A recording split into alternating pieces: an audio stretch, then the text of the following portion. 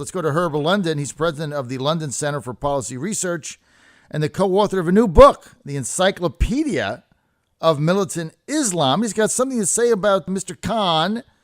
You know, in all this Khan thing, nobody's talked about what he actually said, which was that terror has nothing to do with Islam. What? Let's get Herb to try to explain this. Herb, welcome.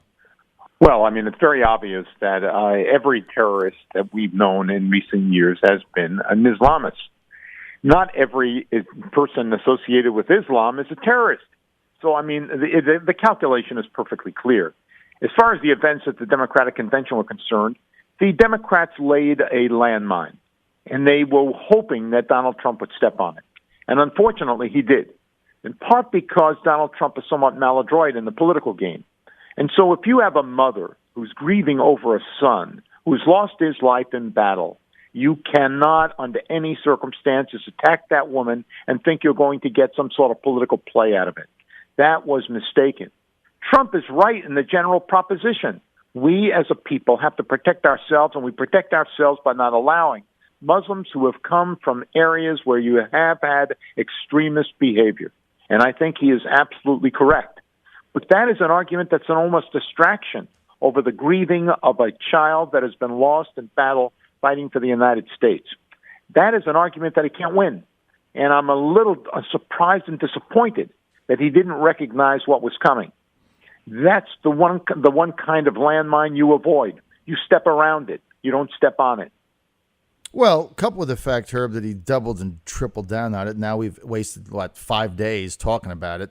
I mean, I put CNN on last night. I put the Don Lemon Show on before I went to bed. And the last thing I heard him say was, coming up is Mr. Khan. And I'm like, it's still going on. And the Democrats are not going to let go. No, they're not going to let go because they got a demonizing issue. And so they're going to keep playing it up until finally it fizzles out. And so there should be no engagement on the issue with him whatsoever. We grieve for his family, as we do for all fallen soldiers, those injured and maimed. But, you know, one of the points I brought out is if you look at the substance of what Mr. Khan said, right? One of the things he said is that, well, if Donald Trump's policies were in place, you know, I wouldn't have been here. My son couldn't have died for the country.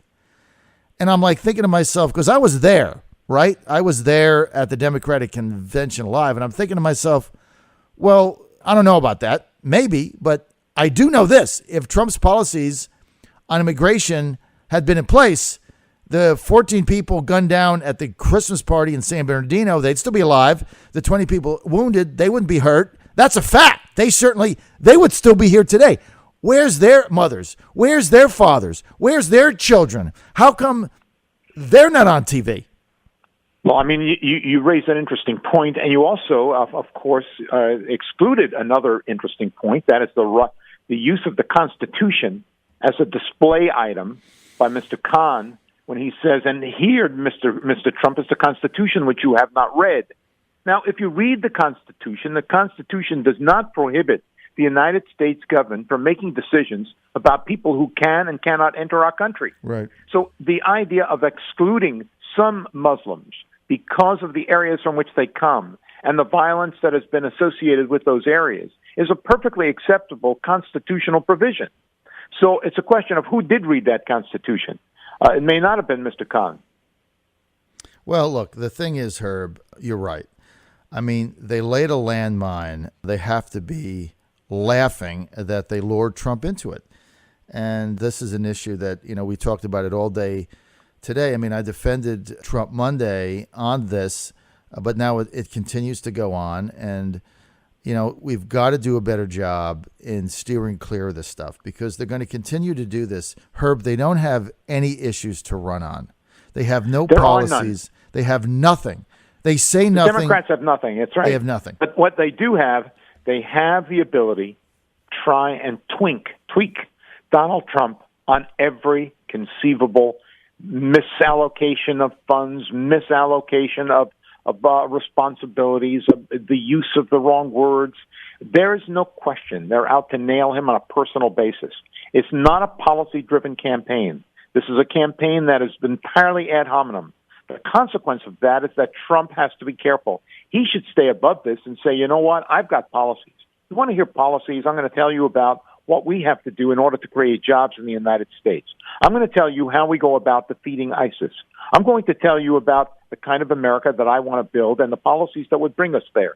That is the way in which Trump wins this election. If he responds to all of the traps that are laid by the Democratic Party, he's not going to win this.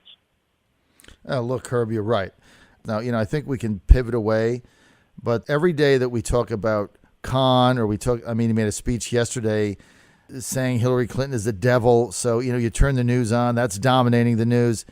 Every day we lose about nonsense like that we're not talking about jobs, the economy, trade, immigration, the wall, crime, law and order, ISIS, NATO. Every day, the neocons, needless wars, people coming home dead, no AUMF, no declaration of war, more troops being sent, more blood.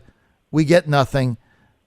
As long as they keep talking about what Trump said at what rally on what day, I don't think it's in our best interest. Am I right? I couldn't agree with you more. I think that one of the problems is that Donald Trump has wonderful instincts. The problem is he is not an adept politician. So if you can get him into a political trap by using language that he will find awkward or that appears to be a personal attack for which he cannot tolerate, he will be in the worst possible position. If you can get Trump into a position where he can start talking about his energy policies, which, by the way, was a superb speech that he gave on energy, and he starts talking about what NATO should become under his guidance and leadership, he's got the high ground. Once he gets into the weeds with these guys, it's a losing battle. They're all very, very clever, the Democrats, and what they know how to do is to bring you to a position that you find very awkward. Once that awkwardness is created, they're not letting go of the story.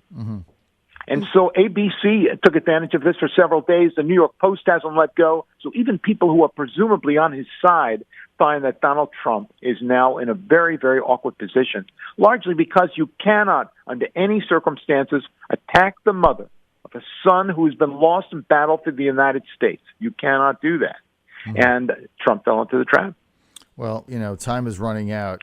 And it started, and I'd say the other thing, which I dissuade the campaign from doing, they fell into this trap in Wisconsin, going on Chris Matthews and Charlie Sykes and just nonsense like that. When you go on Stephanopoulos, what do you think Stephanopoulos' objective is? Do you think his objective is to get to the policies or have any kind of a formidable, meaningful, intellectual discussion about anything? Stephanopoulos is a Clinton lackey. So he sits up all night trying to figure out how to trap Trump. Why would you even go on a show? What possible upside could there be to going on Stephanopoulos, Chris Matthews? What could you possibly gain? You know what the answer is? Nothing. Well, I happen to agree with that. You have to determine the forums that are going to be best for the campaign. Looking at this electoral map, I'm saying, look, there are 5 states. Spend your time there. Florida, Ohio, Michigan, Wisconsin, Pennsylvania. You win in those 5 states, you got the election.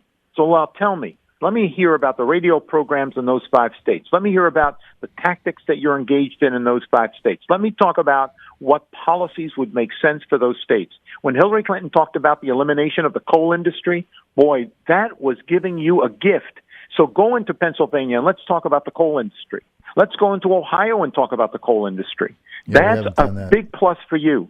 The Absolutely. Unions, even the union members, have to look at Donald Trump and say, you know what? Yep. We've got a guy that we can work with here. And if he can get the union vote in Ohio, he wins that state and he wins the election. Herb, you're absolutely spot on. Let me read a couple of texts here since you've been on from our listeners. From Eric in Williamsburg. Eric says, the Quran says to kill the infidel. Subscribe to the book and you declare yourself a danger to everybody that isn't a Muslim. The problem is not the Arab race, it's the religion of Islam. This is from Mike in Newport News. Mike says, in my humble opinion, Mr. Trump needs to stop giving interviews, deflect any inquiries off Khan, and get back to what got him going, which is the issues. Mike in Virginia Beach says, Herb is correct. Trump needs to wise up fast. I think that's, look, the bottom line. I'm the spokesman for the Trump campaign in Virginia. I'm their co-chair in the state. We have wasted 5 days on this for absolutely no reason. And here's the thing, Herb, they're going to keep baiting the candidate. I mean, as long as he keeps, going after the bait, they're going to keep baiting him. They're going to concoct something else Monday.